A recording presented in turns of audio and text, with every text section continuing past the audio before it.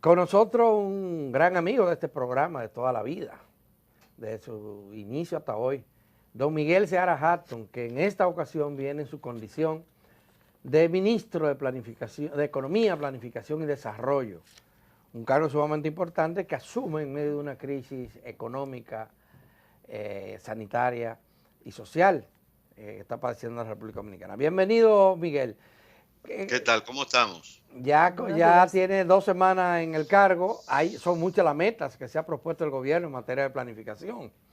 Una Así de ellas es. tiene que ver con la reorganización misma de las instituciones del Estado, en vista de que ustedes han encontrado muchas, pero muchas instituciones haciendo lo mismo desde el Estado y a veces hasta compitiendo una con otra.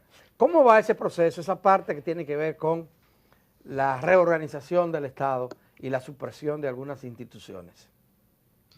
Va firme, pero quizás un poco lento por todo el trámite burocrático que hay que hacer para reestructurar las instituciones. En mi caso, por ejemplo, nos encontramos que en un proceso de reunificación de lo que era la Dirección General de Cooperación Internacional, multilateral, y lo que era la DGTO, la Dirección General de Ordenamiento Territorial, que ambas estaban en la práctica había sido una costumbre en el ministerio que existieran en la práctica tres ministerios de manera independiente. Eso, gracias a la intervención que me precedió, eso se volvió a unificar todo, pero estamos en el proceso desde la contabilidad, el personal, la administración, todo se está unificando en un solo ministerio, en el Ministerio de Economía. Y eso implica un proceso que es lento, ¿no? Hay que evaluar los expedientes caso por caso para no cometer una injusticia, porque hay un personal que es redundante, eh, debido a que se repetía, digamos, en cada una de estas instituciones, la misma estructura que había en el ministerio, en la parte de lo que tiene que ver con la parte administrativa, la parte de prensa, la parte de seguridad, etcétera. Y eso es En para términos, hacerlo bien. en términos económicos y de objetivos, ¿cómo va a beneficiar al Estado este proceso?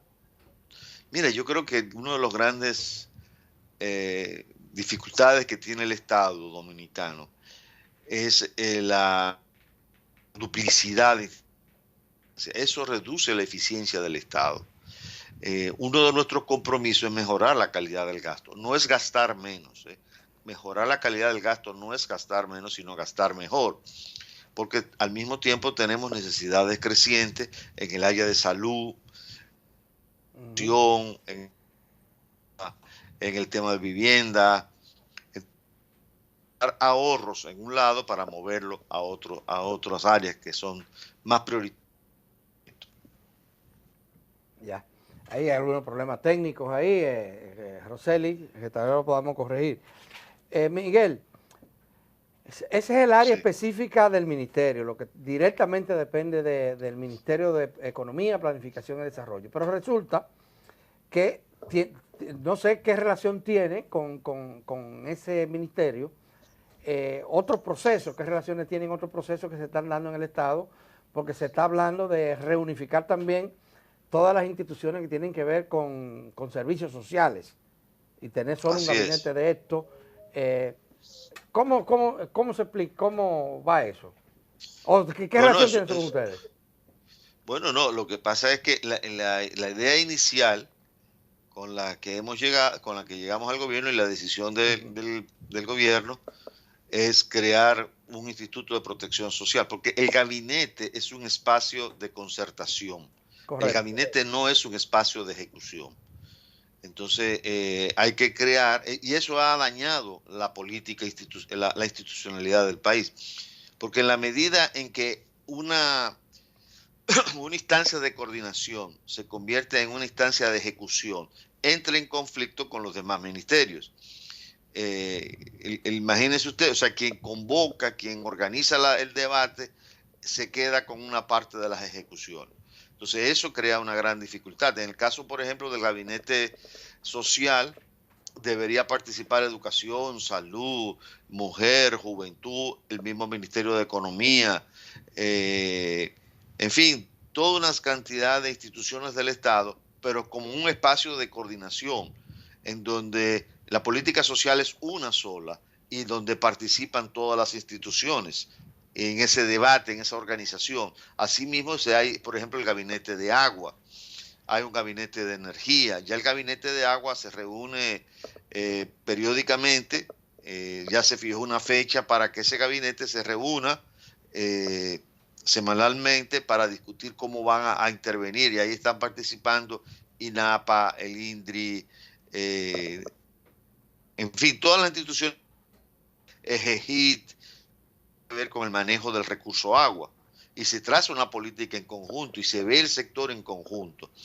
Pero esa coordinación, el que ejerce la coordinación no puede ser ejecutor, porque si no entraría en conflicto, y cada vez que hay un proyecto crea una situación muy difícil de manejar, que a la larga disuelve el gabinete, como ocurrió, por ejemplo, anteriormente con el caso del gabinete social, donde el gabinete social dejó de ser un espacio de concertación y se convirtió en un espacio ejecutor. En realidad es un instituto de protección social o un ministerio, pero no puede seguir siendo un gabinete como tal. Ahí habría que crear una instancia que reúna todo lo que tiene que ver con los subsidios condicionados y no condicionados, que esté el ADES, que estén instituciones, por ejemplo, que se ocupan de la protección social de sectores que por derecho no tienen derecho, pero no tienen acceso, como por ejemplo puede ser los envejecientes, acceso a esos derechos, ¿no? Como pueden ser los envejecientes, como pueden ser las personas con discapacidad, y otros programas del gobierno, como puede ser por ejemplo, los comedores económicos o organismos provinciales, esta institución que ayudaba a nivel de la provincia o del municipio, en fin, todo eso tiene que organizarse mucho mejor para garantizar la efectividad y evitar redundancia de instituciones, porque al tú concentrarlos todo en una sola institución, te reduce toda una serie de gastos administrativos que hoy día son redundantes. Ministro, sabemos que el panorama a nivel económico es bastante cambiante con toda esta problemática de la pandemia, pero queremos saber cuáles son las proyecciones que tiene para final de año el gobierno, cómo se prevé que va a finalizar la economía, y en vista de eso ya deben prepararse el proyecto de presupuesto para el año 2020. ¿Cuáles serían las expectativas? ¿Cuál sería el déficit? Mire, con relación al comportamiento de la economía, la expectativa se han hecho varios modelos evaluando la situación. Lo que esperamos cuarto trimestre haya una relativa recuperación de la economía, un crecimiento cercano, positivo, digamos que estaría entre 0 y 1. Esa sería la expectativa que tenemos para el primer trimestre, el último trimestre del año, aunque en todo el año el crecimiento va a ser negativo. Estaría del orden del 4, quizás lo más, del -4, sí, del -4 a -5. Ahí es muy difícil, 4 puntos tanto, o sea, es un número, es un rango que parece lo más factible. Alrededor de -4, nosotros estamos calculando alrededor de -4, pero puede ser un poquito menos, un poquito más. Bueno, hay presupuesto en cuanto al presupuesto. Sí. Bueno, la situación presupuestaria se está replanteando, todavía no está, este mes tiene que estar, se están construyendo los números, y yo creo que sería un poco prematuro de mi parte hablar sobre la situación del presupuesto del año que viene.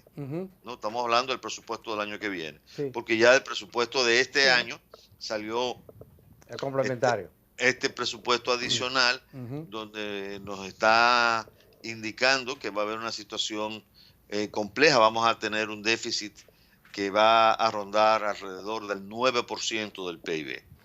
Bueno, y ha habido que aumentar el gasto para poder enfrentar, por ejemplo, la pandemia. La pandemia de julio a diciembre, los programas FASE, Quédate en Casa y Tápate, creo que se llama, implican alrededor de casi 90.000 millones de pesos. Mucho dinero. ¿Para cuándo estaría listo, ministro, el presupuesto, el proyecto de presupuesto?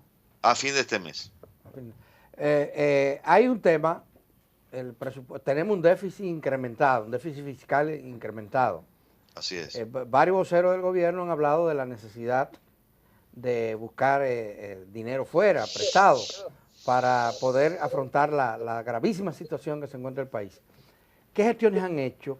Se había visto la posibilidad de un acuerdo con el Fondo Monetario Internacional, de recurrir a otros organismos multilaterales, y se han pensado también en bonos. ¿Cuál es la...?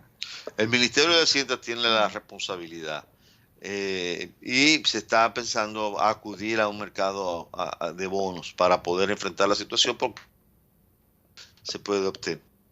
Eso es lo más caro. Pensado. Eso es lo más rápido, pero lo más caro. Más rápido en este momento, pero no o sea, hay posibilidades buenas para colocar esos bonos. Obviamente, mire, hay que buscar todo lo que sea posible para poder cerrar la brecha.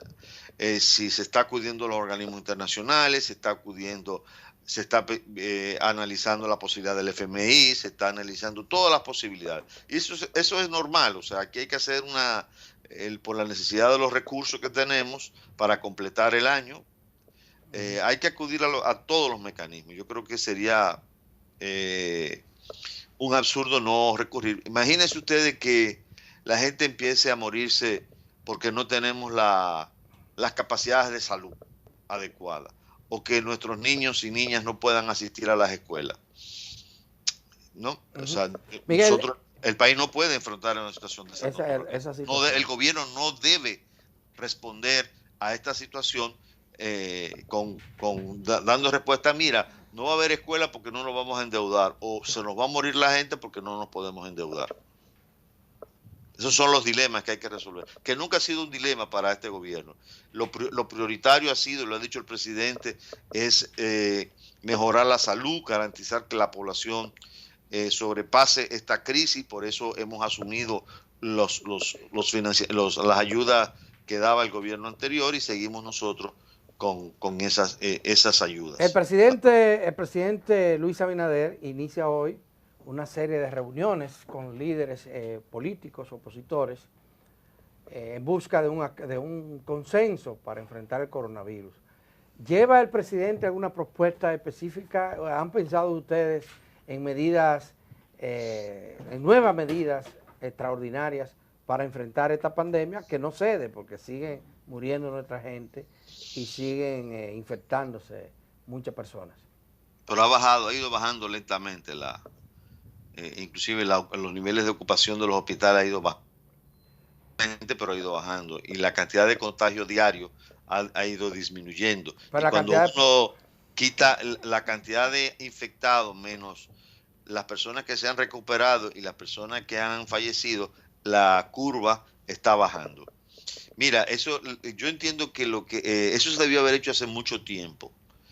Esto no es un problema del gobierno de turno. Este es un tema de la sociedad dominicana, y el tiempo que a consultar del país, a todos los sectores sociales, para generar alrededor de este problema.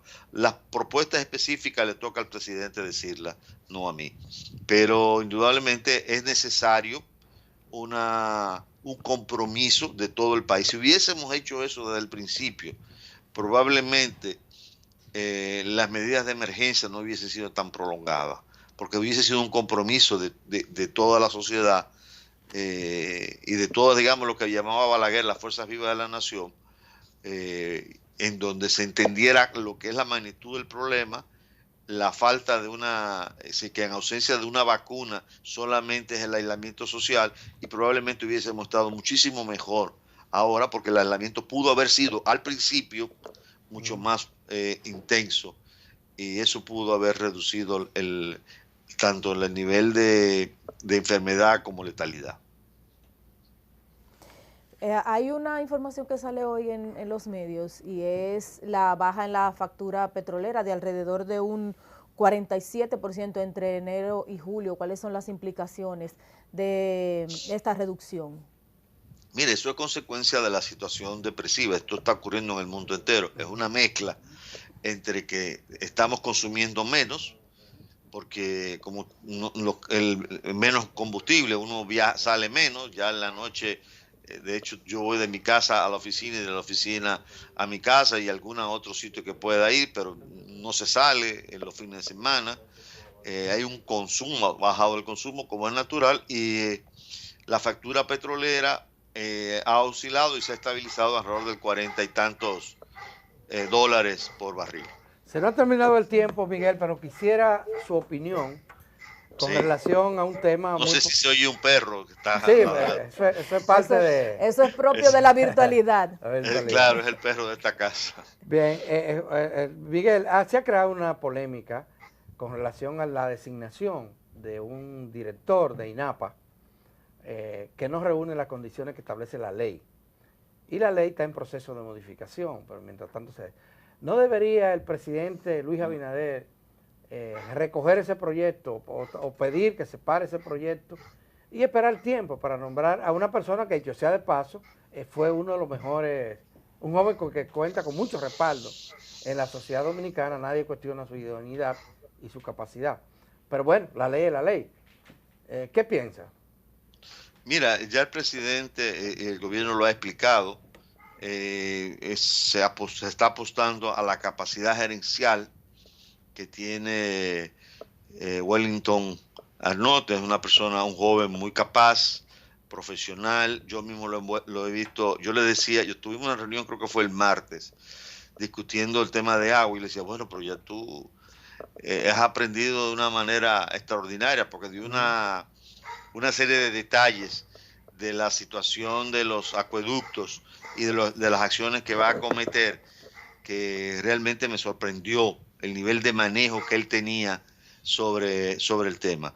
Es una decisión del gobierno, que entiende que que el señor Wellington no tiene todas las condiciones y necesita más una persona que pueda gestionar el sector, y entiende que él tiene las condiciones en este momento y por eso lo designó. Bueno, muchísimas gracias, Miguel. Se nos acabó el tiempo.